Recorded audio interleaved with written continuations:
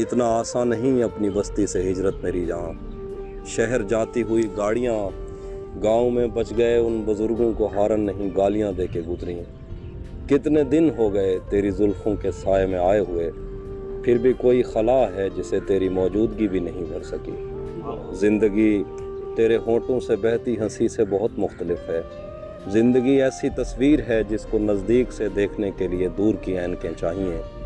जिन जवान लड़कियों के बुढ़ापे का सोचा नहीं था, आज उनकी लबों और भवों और बालों में भी बर्फ है। तू नहीं जानती वक्त भी अपनी फितरत में कम ज़र्फ है। जिंदगी तेरे घर में बनाई हुई लाइब्रेरी में रखी किताबें नहीं है जिन्हें पढ़ते पढ़ते हमें नींद आ जाएगी।